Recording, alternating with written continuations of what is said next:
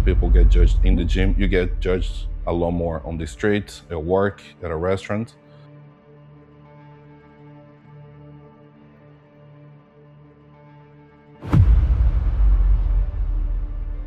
I remember being very young, like 10, 11 years old, and I was already trying to make money.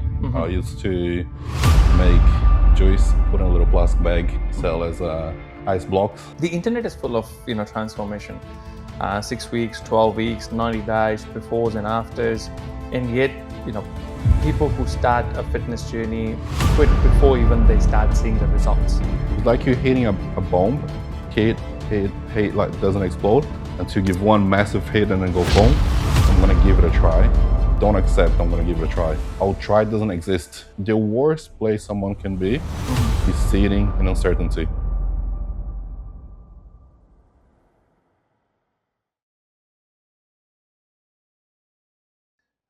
Gym is something, it's my stress buster. I go out there, I don't think anything else. I put my headphones on and I just enjoy myself of what I do. And I don't do it for getting amazing body, but I do it for maintaining myself. And but at the same time, it's about calming yourself as well in a lot of different ways, right? So Victor, before all this, whatever you are running at right now, people see you today and they see the physique, the first thing, right? The brand, the company. They don't see what came before.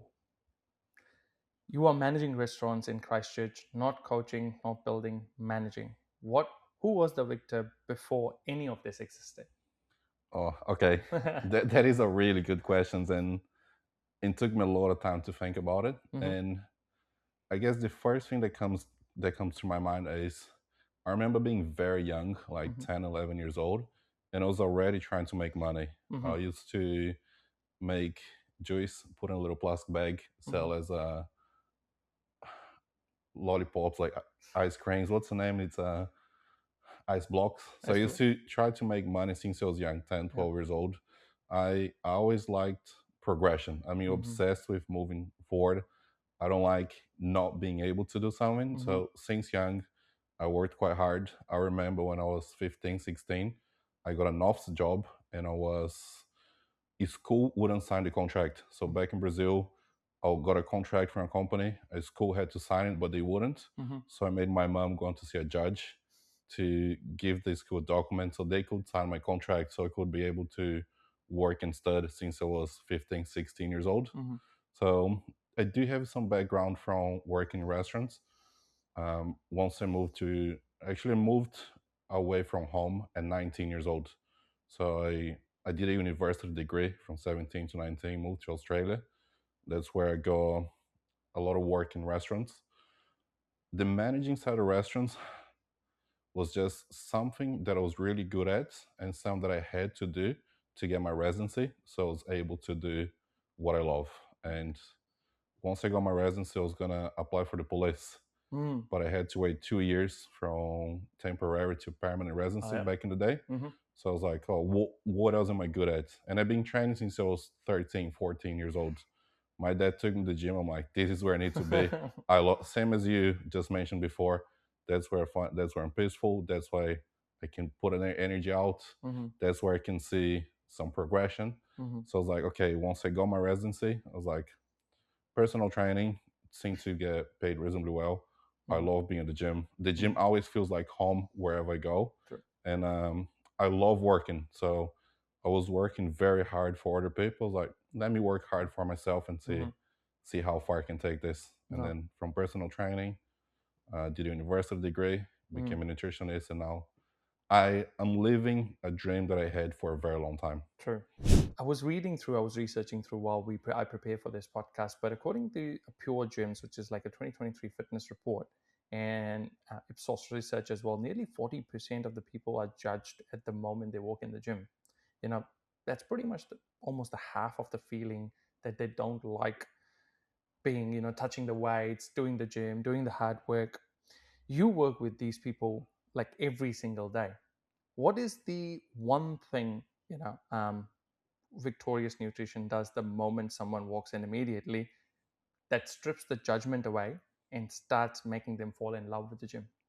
I'll have to challenge that because I don't know if people get judged in the gym. Mm-hmm. If you're in a gym like you said a bit earlier, you have your headphones, you have your own shit going on that you're not judging other people. You have your own reason to be there. So Mm-hmm.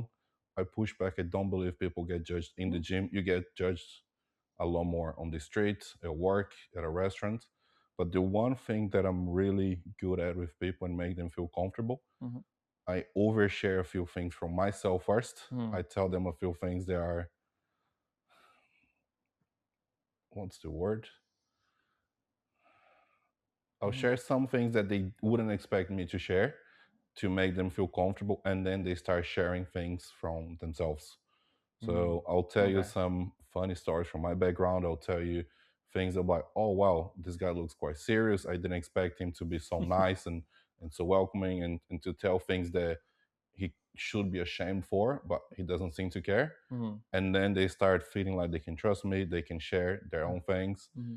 And the further we go along, the more they start feeling comfortable. Mm-hmm. For example, like we've been here 5 times, we've done 5 leg days, you've done what, 1,000 repetitions in here, right? Like Yeah. you will feel comfortable the longer you go. There's a Mm-hmm. little bit of a friction in the start, Mm-hmm. but once you get past the friction, Yeah. being at the gym is one of the best things you Mm-hmm. can anyone can do. But what do you think about, because there is let's be real, there is one part of that element that I think, intimidates people and makes people think they're getting judged, is about social media, right? You only people only see what they want to see. Even with myself, Mm-hmm. sometimes people come up to me and, oh my god, you seem to be doing amazing, like you always look really good, the work seem great. And I'm always honest, like I'm showing you what I want to show you. Like you don't know the behind the scenes. Like it's just, I think it takes some emotional maturity to understand, and to, you just seeing what people want to share. And Mm-hmm. you work in sales, you work in marketing, that's all there is sales and marketing. Yeah. And you only showing angles and things that you want to say. True. But my pushback on this to people is, you should be spending more time focusing yourself. If you're looking at other people, Mm-hmm. put an absurd amount of time on yourself, invest an absurd amount of time and money, that that's the best medicine against looking at other people in social media. Mm-hmm. And everyone is guilty. I look at a nutritionist, like when I'm going down, I spar. What am I doing this? Like all those other guys doing amazing. They all go on mute. A lot of Mm-hmm. my friends go on mute, and I love Mm-hmm. them. Mm-hmm. I just don't want to consistently see that. Mm-hmm. My other, um, the other way I can solve this, Mm-hmm. and I had friends that helped me with this, is, what are you avoiding doing it? Mm-hmm. Because if you look at other people, Mm-hmm. if you spiraling and comparing yourself, you're avoiding to do something. So just do whatever that you are avoiding doing it. Mm-hmm. Just bite the bullet, get it done, because that seems to solve Yeah, any sort of absolutely. comparison problems. Absolutely, and I get that pretty right. I mean, there's always a way how you want to perceive the information coming through to you. You coached hundreds of people through body transformation. I mean, hundreds, right? Tell me, why am I failing, first of all, that every single one of them is really asking? Why failing? Yeah. Um, I think it comes down to who, not what. Like you just haven't had the right person next to you. You're talking about creating a podcast. You had the right person next to you. You're talking about business. I'm sure you've been around the right people. It's I think most people are failing because they want to do everything themselves. There's an abundance of information, and everyone's telling you different things. Mm-hmm. Find the right person. Like the right person Mm-hmm. can save you an absurd amount of time. Like the right person, like you said, like your perspective is only your perspective. Once I coach hundreds of people, I have notes of everything. I can see a bunch of different perspectives. So you might come up and think about something that's a barrier that's super big that you might don't think you overcome. Mm-hmm. And I can tell you, hey, I've seen this hundreds of times. Can you please just trust me? We're gonna need to do this one little thing. After this, like we said, just breaking the ice or something. After that, walk in the park. Mm-hmm. So trying to do everything yourself, Sure. not fully committing to anything, Mm-hmm. kind of, it's a pet peeve. I'm gonna give it a try. I don't accept I'm gonna give it a try. My clients say this the whole time. I'm gonna try. It's like, I'll try doesn't exist. Tell me what you're gonna do. Tell me where we can compromise and get it done. And then again and again. So I think the right person, the right social circle, it's a But talking about that, right? I mean, trying is one of the things, but I mean that's what people always usually say, and I'm guilty of saying the same thing, right? Sometimes.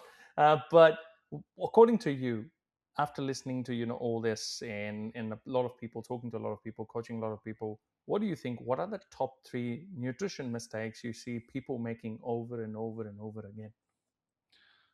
uh, not eating enough.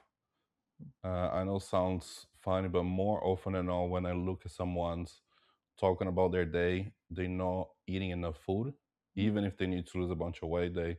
It's it's a weird thing to say because you gain weight by eating too much food. Mhm. But you get to a point that you have a lot of weight to lose. You don't eat as much. You just don't eat frequent enough. That's usually one number one. Not exercising enough. I think everyone obsessed over calories and food and macros they should be doing. And then when asked about exercising, they always set the bar too low. Oh, just go for a little walk. Oh, just do some steps. It's never. Mhm. I hate saying you can outwork a diet, Mhm. but you can at some points. If you have a bunch of weight to lose, Mhm. if you start really exercise, put a good amount of cardio, you Mhm. will be able to get quite far Mhm. instead of focusing a lot on just food itself. Mhm. And is there another thing other than exercise, food, and another thing that you think? Oh, there's more. There's more. There's more. Um, Not paying enough attention in sleep and stress management. Mm, It's so simple, but you're such a different person once you know how to sleep well and often. I There's think I need more. yeah, there's not even a comparison. Like learning how to Yeah. manage stress. I Hmm. think once you get around 30, late 20s, 30s, 40s, like life is pulling you every single direction. If you Yeah. don't know how to manage stress, Hmm. you're not gonna get far. There was one more For sure. really good one that I wanna. There was a sleep. There was a stress management. Learning how to say no. Most people don't know how to say no. Ooh. They In what sense are we they talking? try to please everyone. They have habits for a long time. Maybe we have dinner out every Tuesday, and then have the weekends, or friends want to go and do something, or your partner going to do something. At some point, you have to say, "Hey, I'm not enjoying this. I'm not happy with how I look. I'm not happy with how I feel. I don't want to go and have a few drinks. I would want to do Mm, something else." So the moment you start saying no, or maybe saying yes to mm, yourself, true. it makes the world of a difference. If you don't want to do something, just why are you trying to please everyone? Yeah. But all the 3 or 4 that you listed out, which one of those is doing the most damage, do you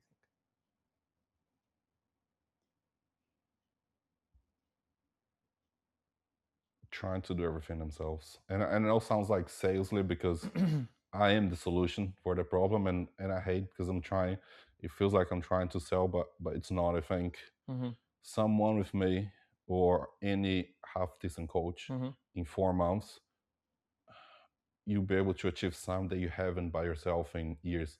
I have one client that comes to mind. Hmm. She hasn't been able to lose 2 kgs in Hmm. over 10 years. Over 10 years, she couldn't lose any more than 2 kgs. We've been together for 16 weeks. I think she's 10 kgs down. And she hasn't even been that consistent. So I don't know, like in my mind, I'm like, why we haven't solved this way earlier? Like, I don't know, Yeah, it's just you have a problem, you fix and you move on. that's great. Like And it is pretty important, right? I mean, you pointed out pretty right. Um, in similar like examples ourselves, we had a problem of what we were dealing with here. We moved out. We wanted to fix it and get it fixed by someone so that you can go to the next step and make it better every time. how long you're not gonna be able to do a podcast properly Yeah, because you don't have time and you're gonna complain to your wife, yeah, and then how long this is gonna be going for until like, okay, what's the next step? Like this is this seeing someone struggle for a problem for years and years, yeah.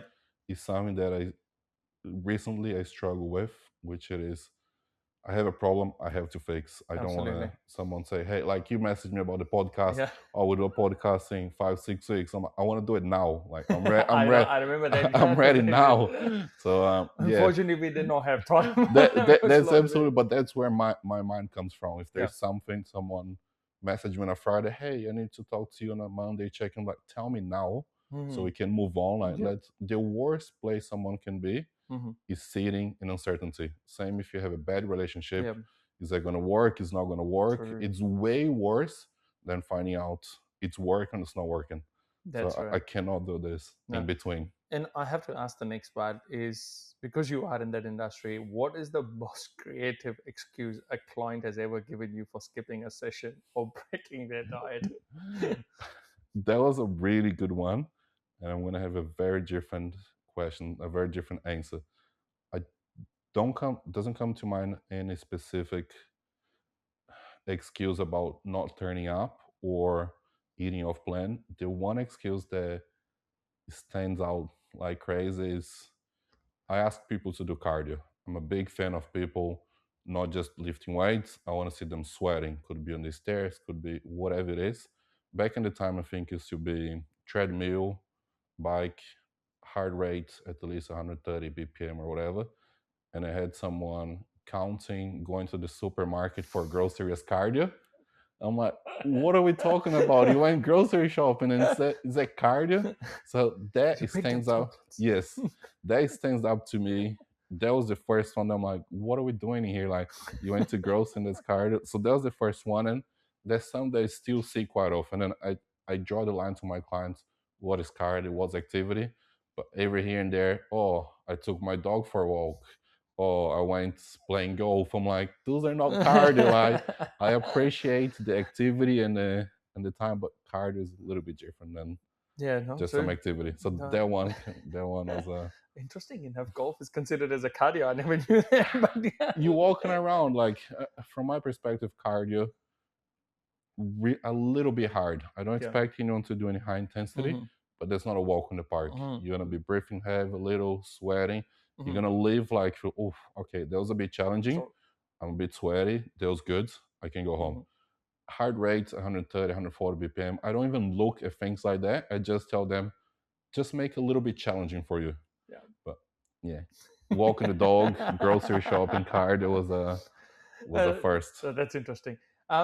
What I just want to get into something that industry never tells up front, and especially the industry that you belong to. The internet is full of transformation. 6 weeks, 12 weeks, 90 days, befores and afters, and yet you know people who start a fitness journey quit before even they start seeing the results. You know, you've seen real transformation up close, hundreds of them. I want the honest answer here is what does real, lasting physical transformation actually take? Two things.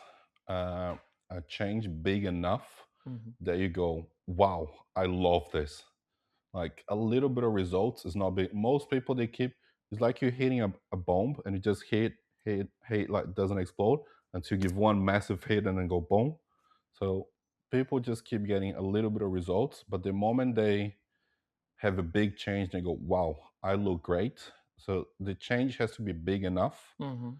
and they have to become very well educated, which I think that's where Hmm. most um, people in the industry are lacking. Hmm. So when someone join with me, like we have an agreement in the very first consult, this cannot be something that you're gonna give it a try, Hmm. and there's zero chance you ever gonna go back to the way. I'll be extremely pissed off Hmm. if you go back the way they were.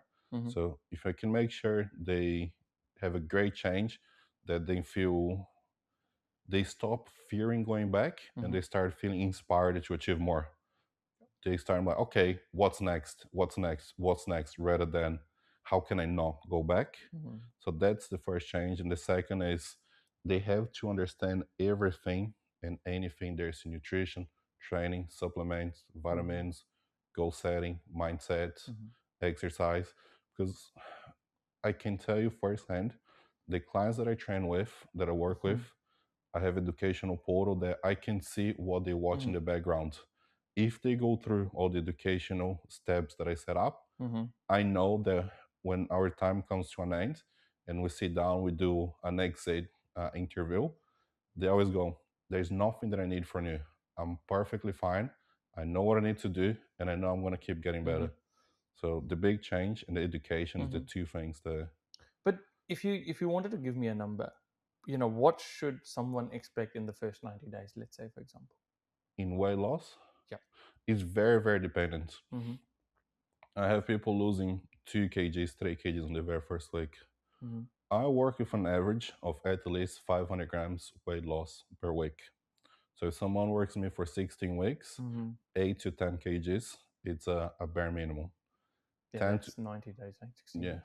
Yeah, 12 weeks. 12 weeks. yeah, that'll be Yeah, 12 weeks. I 12 weeks. just like, I work on a 16 weeks Okay, 16 time weeks. frame. So it's 120. Yeah, Yeah, 120 days. Yeah. for weight loss.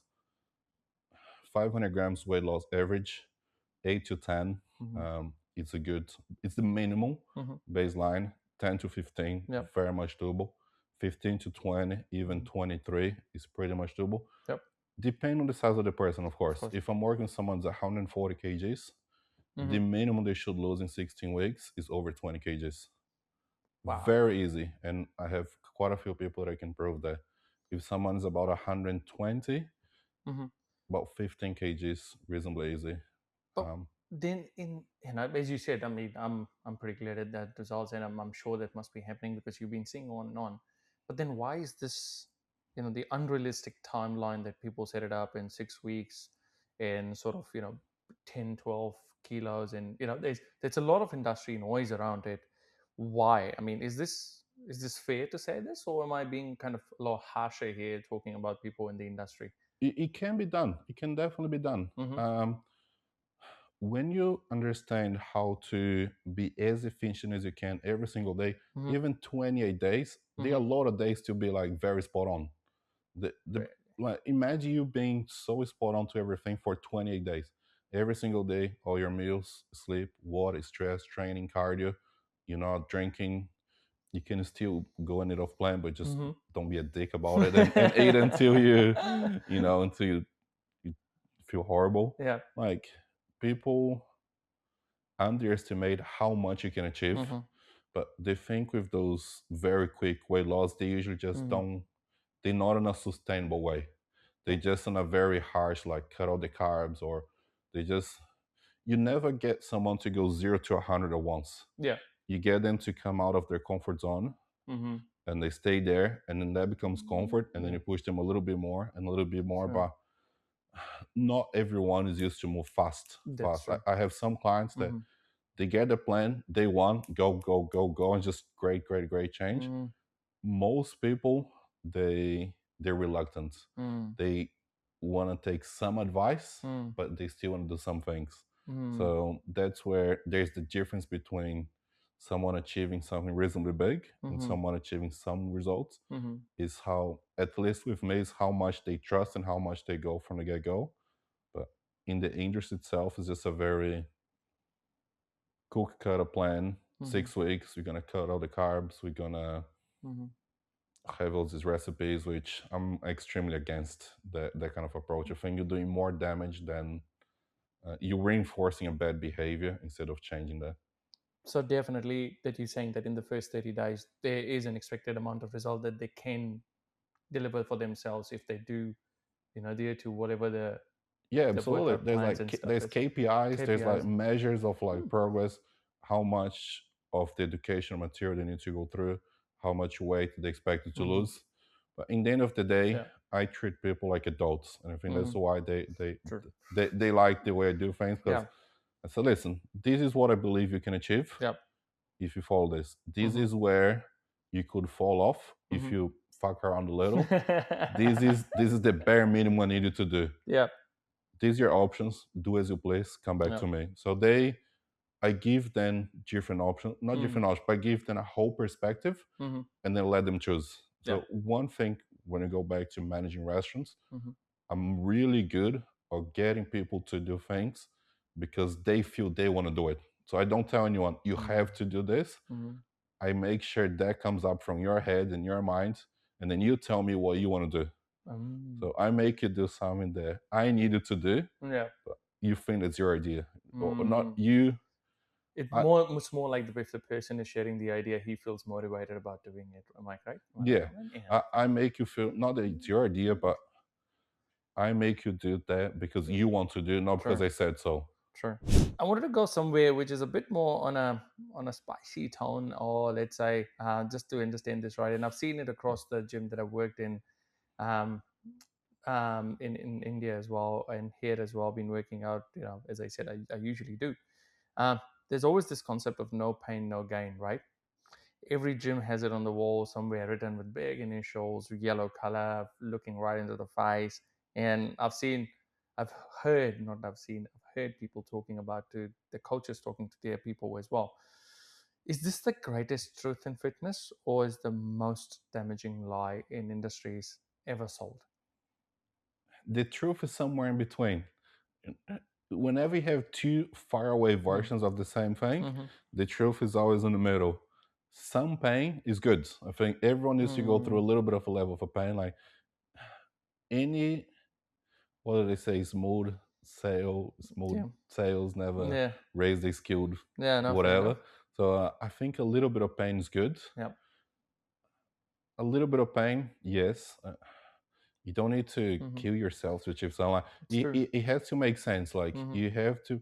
My perspective with my clients is, Mm-hmm. as long as you're with me, you're always gonna be slightly uncomfortable. Yeah. I'm not gonna make your life a nightmare, but I don't want it to be the easiest thing you ever done. As long as you're slightly True. uncomfortable, as long as you have a little bit of pain, Yeah. you're gonna keep moving forward. So But you've watched people. I mean, people training through injuries, burning out, quit entirely, pretty much. So, if given an opportunity, what would you choose? I mean, is there a side that you choose? Is this something like a greatest truth, or you say it's kind of a damaging lie that it's put it out in the industry? the industry is a big pendulum that keeps going one way to Mm-hmm. another. So back in the Yeah. 90s, early 2000s, there Mm-hmm. was go, go, go, hard, hard, Mm-hmm. hard, no pain, no gain, let's do the craziest things. Now with social media, now the early days Mm-hmm. is how can we do everything possible to avoid the slightest amount of discomfort? Mm. And this is going to be the downsides, which it is everyone trying to make their life so freaking Mm. easy that they don't want to put any effort. Mm-hmm. So it's a big swing that goes both ways. So at the Mm-hmm. moment is how can we do how can you do get results by doing the slightest amount of work and discomfort, Mm-hmm. um, and then eventually it's just keep going back and forth like Yeah. So I anything. think it's an era of looking this no pain no gain as a damaging lie, but I mean it was truth in the past. Yeah, in the past when I grew up was just like big guys, black and gray images, Yeah. eating crazy metal plates. Mm-hmm. Now everything is just like, oh, but you don't need to do this. Oh, but you can't do this without this. Oh, but you can, like, it's dumbed down too much. And then now Mm-hmm. slowly, hopefully, hard work is slowly coming back Yeah. to being cool. I would hope so, but Yeah. yeah, it's No, definitely. And w- to move on a bit on that front, and I understand and completely understand. Like I've been in the part where I've gone go go go. There's you have to do it sort of stuff. But now on the other side as well, which you talked pretty rightly said, not working through injuries, taking care about myself before I get anything more. But I completely get it. You're pretty right and spot on saying that the industry has changed quite a lot from what it was in that black and white days sort of yeah. stuff. And I think, sorry, just to compliment on that, Yeah. you gotta understand that life goes in stages too. Like, Mm-hmm. for example, if you're getting ready for a competition like a Yeah. bodybuilding or something, it will be 4 or 5 months. Mm-hmm. They're pretty brutal. They're very difficult. But after that, you're back to normal. Mm-hmm. Like even the way I do things, I spent 16 weeks trying to gain weight, Mm-hmm. eating a lot of food, being very uncomfortable, True. and it was very difficult. But at the moment, I feel great. I have a lot of energy, so it's kind of knowing, like, yes, like Yeah. it's knowing how to deal in a long-term relationship. Let's Yeah. say you've been for a while for a certain period of time. There were times that maybe you had to work late until every day. They're like, Mm-hmm. okay, this is not great, this is not ideal, but after that, we kind of we have something, and then some Sure. harder periods are gonna come. It's just it's gonna go through stages. Like there's no black or white. Yeah, It's a big gray area that you keep absolutely. going. No, that's true. That's true. You have to compensate in some shape or form to make sure that you fill that void up as well. So, sometimes you're there for your wife. Yeah, Sometimes your wife was there for you. absolutely. In the end of the day, you make it work. It's It's never, the partnership. yeah, it's never one-sided. And Yeah, nutrition, training, fitness yeah, is never like a one-sided thing. yeah. It's a It's, two-way game. it's a two-way game. Absolutely. And you've been on the both the sides of the industry, right? I mean, you've been a client. You may be now in the mainstream side of things as well. What is the most dangerous piece of mainstream nutrition advice that people are still following today, and what should they be doing by doing instead?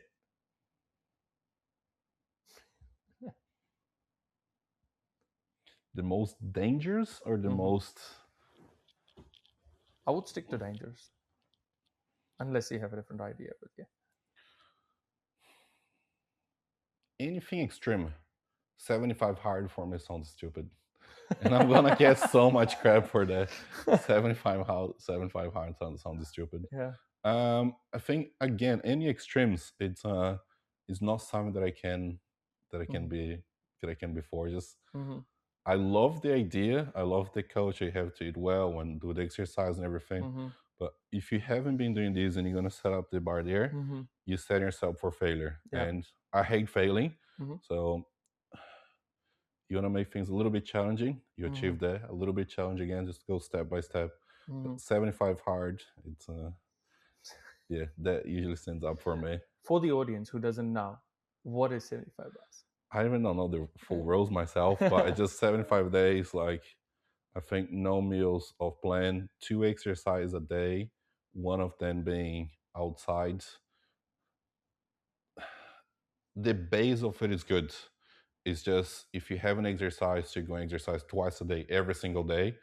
Um, if you haven't been eating well, to trying to eat perfectly, um, just the extreme. Like it has to Mm-hmm. go into stages. Mm-hmm. And for example, when I work with someone that have really bad habits, Yeah. and I tell them you're not gonna be perfect, you're gonna have some relapse. It's Mm-hmm. fine. Like as long as we move in the right direction. So I just don't like extreme something that any of my clients you can come up and say, hey, Mm-hmm.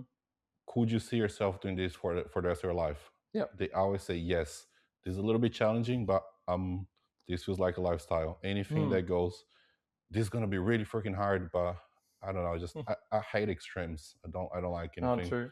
Moving on. This is much more now towards exploring your founder side of things in understanding yourself as a founder. Right. This is much more important. Every founder has a day that they don't usually want to talk about. Not the tough weeks, not the challenging quarters, the actual worst day. What was yours, and how did you get out of it? I've been trying to think about this really, really hard. I even got really mad yesterday trying to think about it. The honest truth, I'm going to give you two different versions. Mhm. I swear to you, I haven't had one as a founder. And I know it will sound Mhm. different. Mhm. I worked very hard to be here. I put a Mhm. lot of time. It's been a dream of mine for like 10 years. I had a 5 year plan. I spent a certain amount of time, money, that when things are a little bit challenging now, it's not that bad. Like Mhm. this is a lot nicer than work at a restaurant. I don't think that I I have too many good things in my life that I don't get to have a really bad day. I definitely had some bad days recent. Mhm. I stop working, I start cleaning the house, I Mhm. go do some cardio. I have the freedom that I haven't had a horrible day. Mhm. If work is hard, as long as I'm looking after my nutrition, my training, my house is clean and tidy, it's never a really bad day. Mhm. But I'll give you one that Mhm. this stands out the most is when I was in Christchurch working at a restaurant, my first residency got denied. So that was the one thing that really stands out Mhm. massively is I got a job, got a work visa, I was applying, everything was going well, I was doing great at a job. It was around June Mhm. 2016, 17 maybe. Mhm. I was snowboarding with a friend of mine. We're going up and down the mountain. As I came down the mountain, I went to look at my phone and I had an email from immigration saying that we have the intention of denying residency, which there's no going back from there. That day, I drove back from the mountain crying the whole way to Christchurch. Mhm. I'm like, okay, this sucks. I'm gonna keep crying the weekends, and then I need to figure something out. But that Mhm. day, I'm a New Zealand citizen. My life is great. Like worst comes to worst, I'll go back to PT. I'll go back to RS. There's nothing that bad right now. Mhm. And as long as I'm healthy, there's nothing that bad that I'm like, I can't overcome this. Mhm. Not getting my residency at the time, that was something that really shocked me because like Mhm. now do I need to go back to Brazil? So that was the worst day Yeah. was getting my residency I denied. understand the thoughts very well. Yeah, Yes, I understand their you put thoughts. I put on Absolutely. like 3 or 4 years, Mhm. everything that I had. I didn't like working 60, 70 hours. I didn't like doing both days on the weekend. Mhm. My legs used to be chafing because I used to be walking up and down hot. I had to go to the toilet, put on baby powder between my legs. Mhm. I was like, I don't get to complain. I need to get my residency. I Mhm. didn't like dealing with the stress of the bosses, and the Mhm. staff and clients and everything. I still feel like I did a great job, Mhm. but that for me was so challenging going through all that Mhm. to not get my residency. That Mhm. But what actually kept you going what I was gonna do, cry like I though? don't know. I There my, must my be there must be a reason. my parents my parents taught me really well. Like my parents, like I think, like I said, my dad was a police officer for 20 years. He's not the smartest person when it comes to Mhm. reading and writing. And I remember seeing him 3 a.m. Mhm. writing and studying to the sergeant's exam. Mhm. I remember seeing him working from 6 p.m. to 6 a.m., come back, drive us to school, and then he would sleep and then go to a second job at 6 p.m. Mhm. I remember seeing him through some hairy situations Mhm. that we found in Brazil. I don't know. I think my life was. I had a great childhood in a way that Mhm. my parents prepared me for a lot. Mhm. So I don't know. I think a good education from my parents. That's what Mhm. kept me going. Not fair enough. I mean, there's always a reason why people keep doing things, which is nice. I Absolutely. like a challenging childhood. I think Mhm. anyone that you get your 30, your 40s, if you've been through some difficult times when you're Mhm. young, Mhm. you are a much more emotional, matured Mhm. person. That I think was just like my dad having a heart attack at 46. Mhm. Um, yeah, there's been a lot of difficult things that happened when I was young Mhm. that kind of prepared me to the bigger problems now. Fair enough. What is that one thing that actually separates someone who builds a company, or stays a coach? What is that one thing? Someone that stays as coach and build a company, Mhm.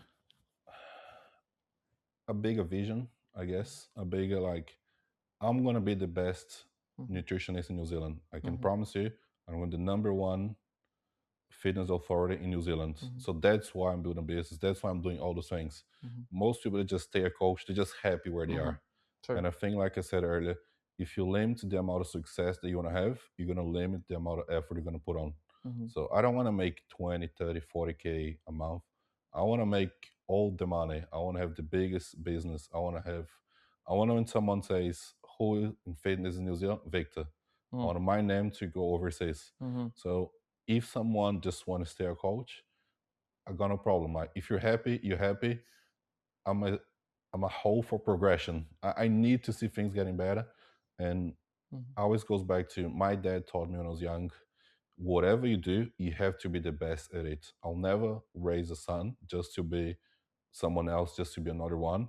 Last but not the least question we do is, and we just do this for all the founders coming in here, right, on the couch. We here, they sit here. Every founder we said has one principle, one idea, one mindset shift, one thing they have learned. What is the one scaling secret that took Victorious Nutrition from an idea to a real company? And this is what you want to tell it to the audience. So you can have a Um, look at it. I think integrity. Like I don't do anything that I'm not 100% comfortable with.